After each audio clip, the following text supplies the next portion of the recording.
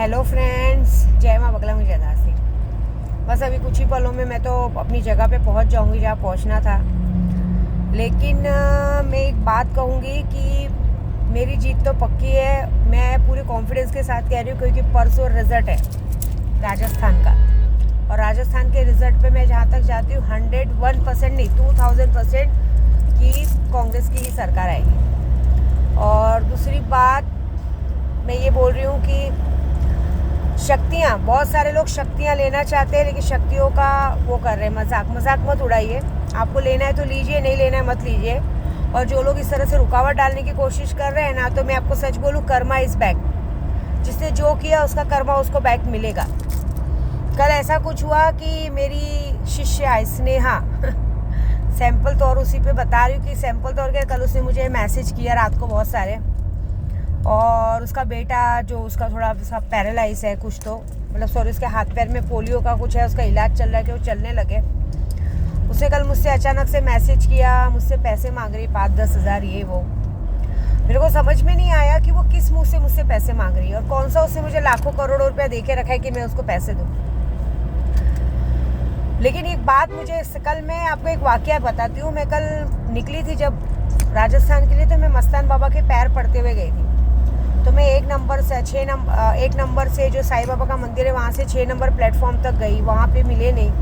फिर वापस आई तो एक जन ने बोला कि आप जाओ 1 नंबर पे जो पार्किंग के सामने पुलिस स्टेशन है ना, वहाँ बाबा जी बैठे मिलेंगे। तो भी मैं ढूंढते गई, वहाँ पे एक दरगाह है, वहाँ पे एक फूल चढ़ा के ढूंढते गए, तो एकदम सामने बैठे थे।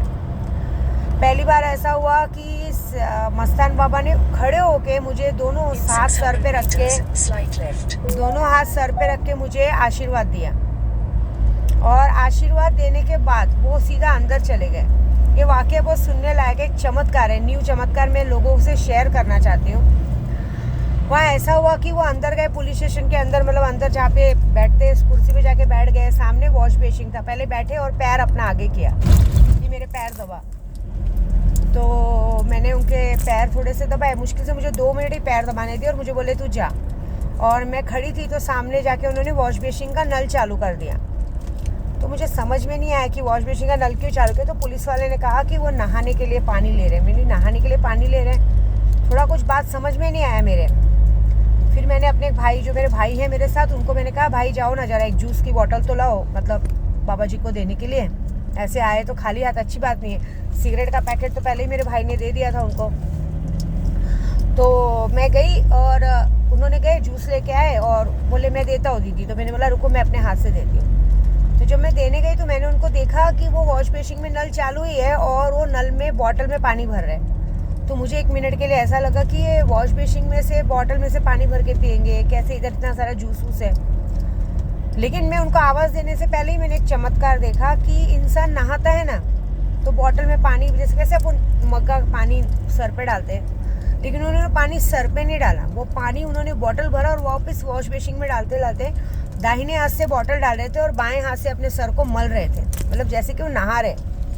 वैसे मलते उन्होंने नहाए और वो जैसे मतलब पानी सर पे एक बूंद नहीं डाला और वो पूरा बॉटल का पानी उन्होंने वॉश बेसिन में गिरा दिया। और उन्होंने जब पलटे, मुझे देखे पलट के, तो उनका पूरा शरीर ऐसा लग रहा था कि वो नहा धो के फिर आए और चुपचाप कुर्सी पे बैठ गए। ये वाकया सच में बहुत सुंदर था। और जो बैठे हैं वो मैं डालूंगी यूट्यूब पे मेन फोटो में कि आप सबको दर्शन हो। उन्होंने बहुत अच्छा इशारा दिया, क्या दिया मुझे पता नहीं, लेकिन मैंने जब हाजिदा से पूछा तो हाजिदा बोली माँ आपको समझना चाहिए। सबसे पहले उन्होंने आपको पूरा घुमाया कि मुझे ढूंढो, अगर तेरे में श्रद्धा है तो मुझे ढूंढ, क्योंकि मैं राजस्थान के इलेक्शन के लिए निकल रही थी ना और मुझे जीत पानी है। तो मुझे पूरा अटूट विश्वास है कि उनसे वही मेरी जीत का डंका बजा सकते हैं। तो मैं जाऊँ तो पहले उन्होंने मुझे घुमाया बोली, फिर बोलते आपके सर पे हाथ रखा। पहले आपके सर पे हाथ रखे, सारी अला बला अपने पास लिए, फिर अपने पैर दबाए। पैर में दबाने से जो भी वो आपके अंदर की जो भी थकावट है, जो भी आपके अंदर की बात है, जो भी आपके दुश्मनों की, वो चीज़ें उन्होंने अपने पास ली। फिर उन्होंने पानी से सर धोया, मतलब उन्होंने वो सारी चीज़ें अला बला लेके उसकी धुलाई कर दी। अब आप देखो रिजल्ट क्या आता है। और ये धुलाई के बाद ही रात को मैडम जी का मैसेज आया, स्नेहा मैडम का, कि मेरे बस सिद्धू का पैर का इलाज करवाना है माँ, 5-10 हज़ार तो दे दो। फिर मेरे मन में आया 5-10 हज़ार में कौन सा इलाज होता है, पैरों के लिए तो ज़्यादा लगता है। लेकिन मैं एक बात पूछना चाहूँगी, चाहे स्नेहा हो, चाहे विशाखा बहन हो, चाहे और भी हो, तुम लोगों को कमी क्या दी थी? किसी की लड़की को भूत पकड़ लिया है, किसी का लड़का बचपन से कहता मंदबुद्धि पैदा हुआ, उसको ठीक कर रहे थे, वो मम्मा पापा बोलने लग गया था। मैंने अपनी तरफ से तो कोई कमी छोड़ी नहीं थी। किसी का बच्चे का ऐसा है, तो अगर तुम लोग अगर किसी के परिवार में जब देखो आयते करीमा करोगे, क्या बोलते हैं, प्रत्यांगिरा कवच कर करके तुम लोग बंदिश मारोगे, तो मतलब तुम्हारे बच्चे हमारे बच्चे ऊपर से आए। मैंने तो पैदा किया ही नहीं है, मैंने तो ऊपर से लाई हूँ ना, मेरे तो परिवार है ही नहीं। Karma is back. तुम लोगों को कर्मा ही तुम लोगों को अपने पास ला रहा है, समझे?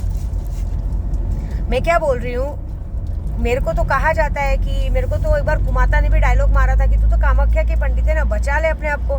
बचा लिया मैंने, भेज दिया उसको ऊपर।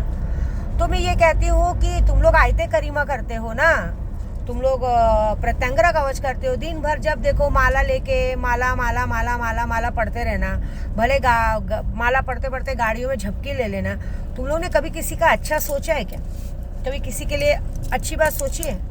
आपको सच्ची बोलूं, मेरी लड़की को बीमार किया, मेरे घर में हमेशा कुछ ना कुछ आतंक फैलाने की कोशिश की, तो तुम लोगों ने कभी सोचा क्या कि मेरे पीछे मेरे बाबा जी का हाथ है? मैं सैलानी बाबा गई थी ना इस बार, 1.25 लाख जप करके वहाँ ताला मार के आई थी कि बाबा जी अब आप देखो। लेकिन मैं तुम लोग के जैसे किसी के बच्चे का बुरा नहीं सोचती हूँ। मैं ये सोचती हूँ कि बस मेरा अच्छा हो, मेरे लोगों का काम हो, क्योंकि मैं जो काम करती हूँ ना, वो काम में मेरा ऐसा रहता है कि 2 पैसा आए तो मैं लोगों में बांटूँ, करूँ, जो कि भी मैंने किया है। अभी भी इलेक्शन की इतनी बड़ी मेहनत हो रही है ना, इसमें जो भी पैसे आएंगे तो मेरी इच्छा है कि मैं 100 लड़कियों की शादी करूँ, कुछ लड़कियाँ पढ़े, कुछ लड़कियों को वो हो। मैं अपने खुद के बच्चों के लिए नहीं पहले सोचती हूँ, पहले मैं लोगों के लिए, भलाई के लिए सोचती हूँ। क्योंकि कहा गया है ना, प्रभु यीशु ने वचन दिया है, बांटोगे तो दिया जाएगा। ये सोच के रख लोगे कि खर्च हो जाएगा तो वो भी ले लिया जाएगा। तो आपको क्या लगता है? मैंने परसों ही बताया कि कोई भी क्रिया करने से पहले उसका जानकारी होना जरूरी। तुम लोगों ने क्या किया? बस माला पढ़ते रहे, माला पढ़ते रहे, माला पढ़ते रहे, माला पढ़ते रहे ना। तुमने उसका देखा तो कर लो ना, अपना भला कर लो। तुम्हारी लड़की को भूत पकड़ा, उतार लो।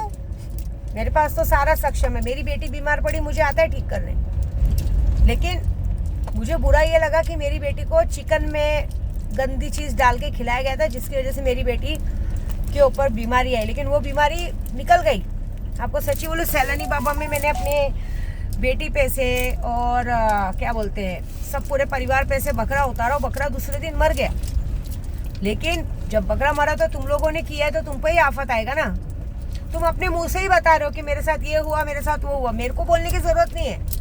अभी तुम सब अपने मुंह से ही बताओगे मेरे साथ क्या हुआ, क्योंकि सैलानी बाबा देख रहे हैं। कल मस्तान बाबा का पैर पड़ गए। मैंने मस्तान बाबा को एक ही कहा कि मेरे परिवार को सुख से रखो, और जो काम मैं करने जा रही हूँ उसमें जीत दो कि मैं अपने ग्रुप वालों का भला कर सकूँ। और सबसे बड़ा पावर मेरे पास सुल्तान जिन का है। सुल्तान जिन वो कर सकता है जो कोई नहीं कर सकता। अभी तो तुम लोगों ने तुम्हारा मांगने का नौबत आया, अभी तो तुम्हारा भीख मांगने की नौबत आएगी। क्योंकि तुम लोगों ने किया क्या अच्छा है। और मुझे बोलते हो माँ मैंने तो आज तक आपके साथ कभी बुरा किया नहीं, मैं सोच ही नहीं सकती। ओके ठीक है, नहीं किया होगा तो फिर तुम्हारे पे मुसीबत क्यों? और तुम्हारे में मुसीबत आ रही, तुम्हारे में इतना दम नहीं है कि तुम अपनी पढ़ाई से, अपने मंत्रों से अपने बच्चों को ठीक कर सको, अपने मंत्रों से पैसे ला सको, अपने मंत्रों से अच्छी जिंदगी जी सको। क्यों सिर्फ मेकअप पोतना आता है चेहरे पे? दिल दुखाया है मेरा तुम लोगों को मैंने सिखाया ना, तो तुम लोग ने मेरा दिल दुखाया। और तुम लोगों ने सीख के जो गुरु का अपमान किया ना, उस गुरु का अपमान का तुमको कर्मा इस बैक मिल रहा है, मिलेगा। अभी तो शुरुआत है।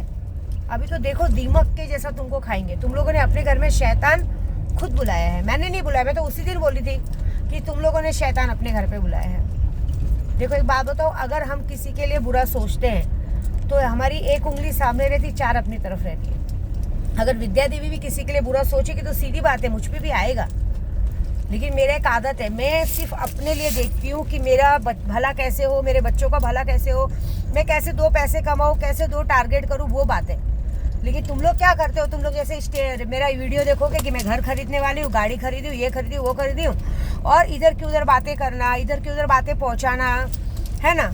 मेरे साथ गांव भी जाना तो मेरे लोगों में पहुँचाना कि इनके पास पैसे है नहीं है। मेरे पास पैसों की कोई कमी नहीं है, लेकिन होता है कभी कभी, सबको उतार चढ़ाव आता है ज़िंदगी में, ऐसा कोई नहीं जो उतार चढ़ाव नहीं आता है। लेकिन बस मेरी गाड़ी कभी नहीं रुकी है। भगवान ने मेरे पूजा में इतना दम तो है, मेरे तालों में इतना दम तो है कि मैं अपना रास्ता पार कर लेती हूँ, मैं अपने बच्चों को ठीक कर लेती हूँ, अगर वो बीमार है तो मुझे जो ज़रूरत है वो मैं कर लेती हूँ। और ये भी दम है कि अगर मुझे कोई आँख दिखाए तो मैं आँख भी फोड़ देती हूँ। मैंने क्या कहा, तुम लोग मेरा कुछ नहीं बिगाड़ पाओगे, मैं तुम्हारा सब कुछ बिगाड़ दूंगी, इतना दम मेरे अंदर है। मैंने अपने पूजा पाठ से सबसे पहले अपना भला करना सीखा है। मैं डेली अपने घर का बंदिश करती हूँ, डेली वो करती हूँ, जो मुझे खाना है मैं खा सकती हूँ, जो मुझे पहनना है मैं पहनती हूँ, जैसे रहना है मैं रहती हूँ, जैसे जगना है मैं जगती हूँ। क्यों? क्योंकि मैं सिर्फ अपने काम में ध्यान देती हूँ, अपने बच्चों में ध्यान देती हूँ। मुझे दुनियादारी से कोई लेना देना नहीं है, कौन मर रहा है जी रहा है। लेकिन तुम लोगों का काम है मेरे तरफ देखना।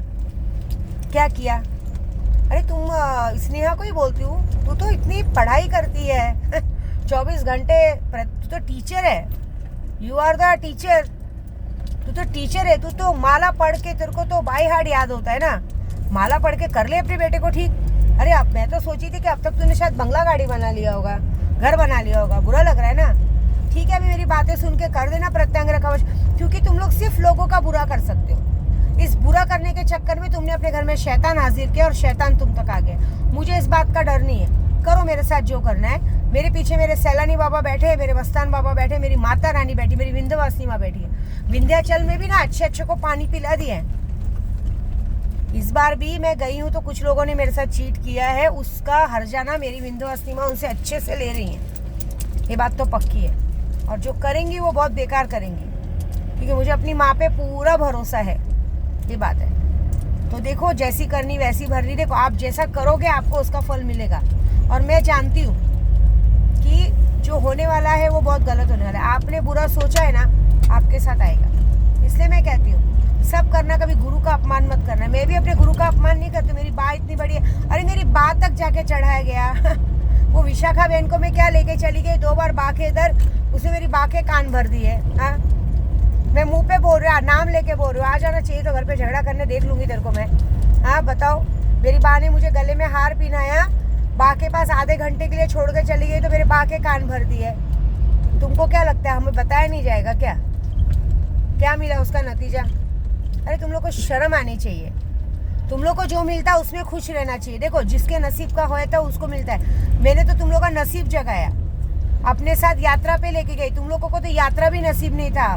स्नेहा मैडम को तो तीन बार वो कामाख्या गई है मेरे साथ, हर जगह लेके गए। लेकिन तुम लोग क्या करते हो, हमारे गुरु का नंबर लोगे, इसका नंबर लोगे, डायरेक्ट कनेक्शन करने को देखोगे, सब कुछ देखोगे, है ना? और क्या बनाएंगे? रील्स बनाएंगे रील्स बनाएंगे, ये करेंगे, वो करेंगे। अरे विद्या देवी ने तुम लोग को अपने बाजू में बिठाया, तुमको अपने साथ बैठ के खाना खिलाया, उसी में तुम लोगों को समझना चाहिए कि माँ हमें नौकर या ये सब नहीं मानती, दिल से अपना परिवार मानती। मैंने आज तक, मेरी आदत है, मैं अपने साथ कभी किसी को नौकर जैसा बिहेव नहीं किया। मेरे लिए वो मेरा परिवार है। क्यों? क्योंकि नौकर हम खुद है। मैं तो खुद जनता की नौकर हूँ। मैं कौन होती किसी को नौकर बनाने वाली? लेकिन तुम लोगों ने ये बात का एहसास दिलाया कि पैर की जूती पैरों में शोभा देती, सर पे रखने से आदमी के सर पे पड़ती है, ये बात है। नहीं तो मैंने हमेशा देखा, अगर मैंने पहना ओढ़ा है, जैसा वैसा पहना है ओढ़ा है, जैसे लेके गई वैसे करी हूँ, कोई चीज़ की कमी नहीं। खाओ पियो मस्त रहो, उसके बाद चीज़ें करो। लेकिन नहीं, तुम लोग को उस तरह रहना नहीं आया ना। ये कर्मा है तुम्हारा, ये कर्मा इज बैक। अभी तो शुरुआत है, देखो आगे होता है क्या। जय माता दी।